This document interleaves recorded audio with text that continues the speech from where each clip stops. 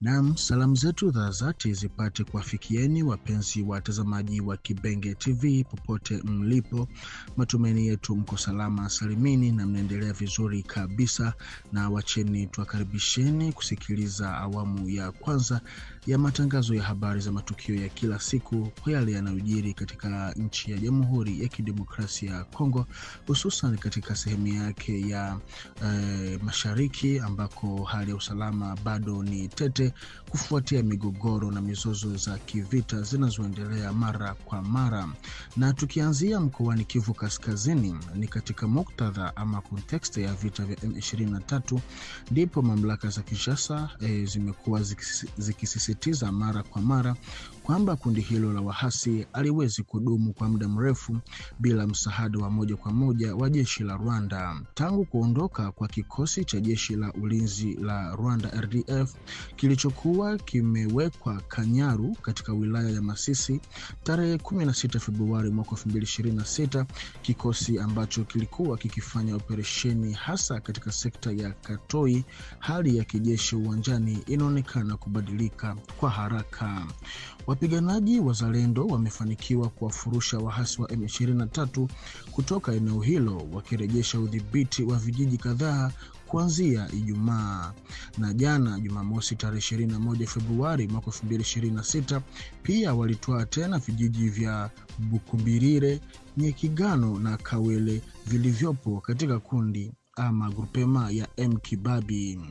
Kwa mujibu wa taarifa zilizopo, wapiganaji kadhaa wa M23 walikamatwa au kuuawa. Aidha, wazalendo wanasema wamekamata silaha nyingi zilizoachwa na wahasi waliokuwa wakikimbia, zikiwemo bunduki 3 za PKM, bunduki 8 aina ya AK-47, silaha moja ya kalibre 12.7 mm pamoja na risasi nyingi. Na huko jimboni Ituri, katika hali ya kulinda na kudumisha usalama katika mji wa Bunia, suala la usalama sasa linaimarishwa pia kwa uwepo wa moja kwa moja uwanjani chini ya uongozi wa Luteni Jenerali Luboya Kashama, gavana wa kijeshi wa mkoa wa Ituri. Maandamano yanayoitwa ya afya na usalama yanaandaliwa mara kwa mara mchana na usiku katika barabara kuu za mji huo.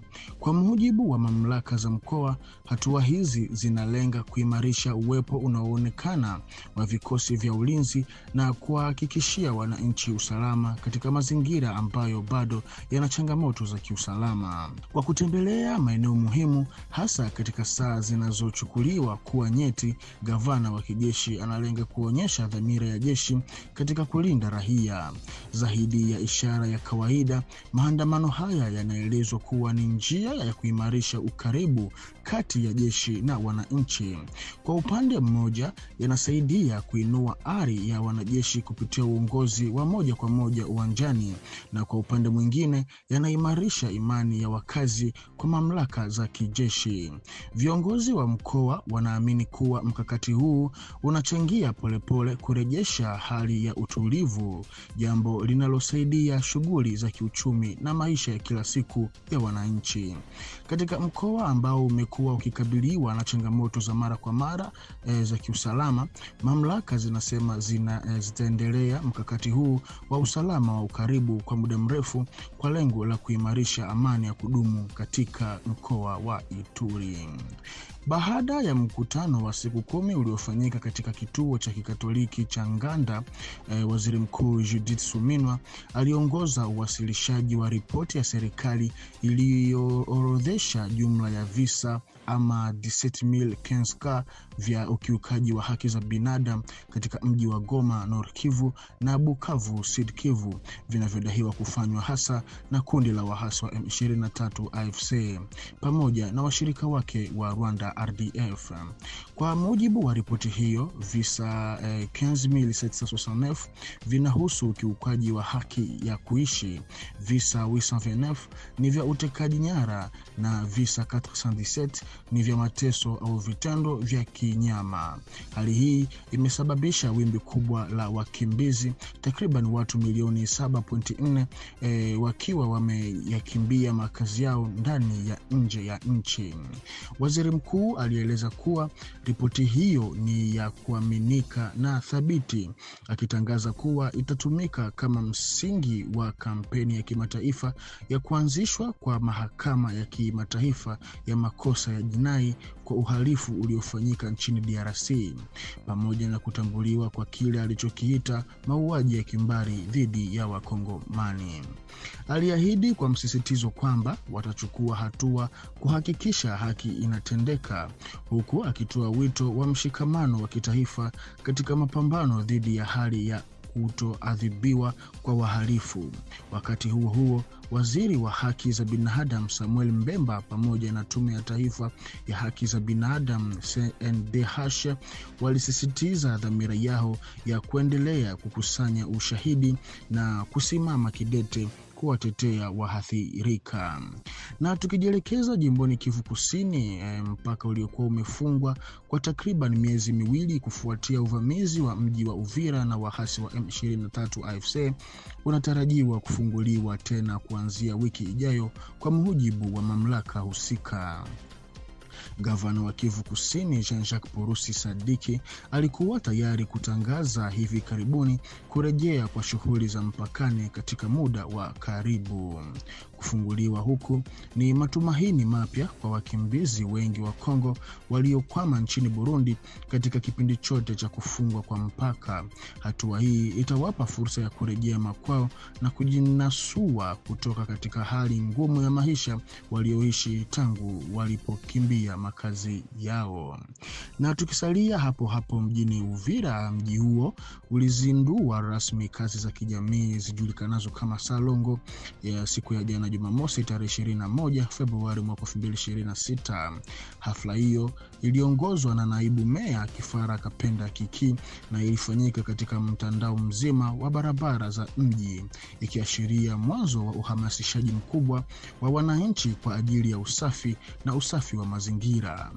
Mpango huu unaoendeshwa na idara ya usafi na mazingira kwa ushirikiano na mamlaka za mkoa wa Kivu Kusini unalenga kuhamasisha wakazi kushiriki kikamilifu katika kuhakikisha mji wao unakuwa safi na wenye mandhari mazuri. Katika hotuba yake, kiongozi huyo wa mji aliwashukuru wananchi kwa mwitikio wao mkubwa kwa wito wa mamlaka. Alisisitiza kuwa Salongo haipaswi kuonekana kama shughuli ya muda mfupi tu, bali kama wajibu wa kiraia unaopaswa kutekelezwa na kila mwananchi. Naibu meya pia alieleza kuwa mpango huu ni sehemu ya juhudi za upinzani na za kiuzalendo, akifafanua kuwa uzalendo hauishii tu katika kuwaunga mkono wanajeshi wa FARDC katika kulinda mipaka ya nchi, bali pia unaonekana kupitia vitendo halisi kama vile kusafisha mji na kulinda mazingira ya mjini. Akiwa na dhamira thabiti, alieleza matarajio yake kwamba ndani ya mwaka mmoja Uvira iweze kutambulika kama mji safi zaidi katika nchi ya Jamhuri ya Kidemokrasia ya Kongo, huko akisisitiza kuwa lengo hilo linaweza kufikiwa tu kupitia ushiriki wa pamoja wa wananchi wote, akiongeza kuwa mji ni mali ya wakazi wake wote. Kupitia uzinduzi huu, mamlaka za mji zinakusudia kuifanya Uvira kwa mfano bora wa nidhamu ya kiraia na ushiriki wa kijamii, kwa kuhimiza mshikamano wa wote katika kuboresha mazingira ya maisha ya mjini kwa njia endelevu.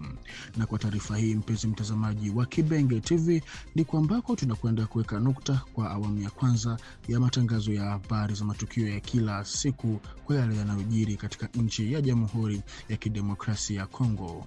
Kwa kuzidi kuendelea kufaidi habari motomoto kutoka Kibenge TV, baki sambamba nasi hapa kwenye channel yetu na hautokuja kujutia. Tukutane kwa majaliwa. Chao.